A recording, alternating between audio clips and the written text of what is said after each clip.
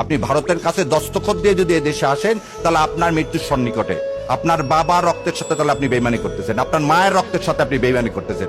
আপনার বাবা তালপট্টি দ্বীপ দেয়নি বলে শেখ হাসিনাকে এখানে ঢুকানোর 17 দিনের মাথায় আপনার বাবাকে হত্যা করা হয়েছে। আপনার বাবা পানি চুক্তির আন্ডারে ফারাক্কাকে বলছিল উড়িয়ে দিবে। আপনার মা এই পানির দাবিতে ইউএন পর্যন্ত গেছিল।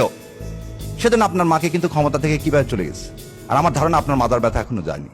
যদি মাজার ব্যথা এখন অনুভব করে থাকেন, বিশ্বাস করেন না ইন্ডিয়াকে, বিশ্বাস করছেন তো মরছেন।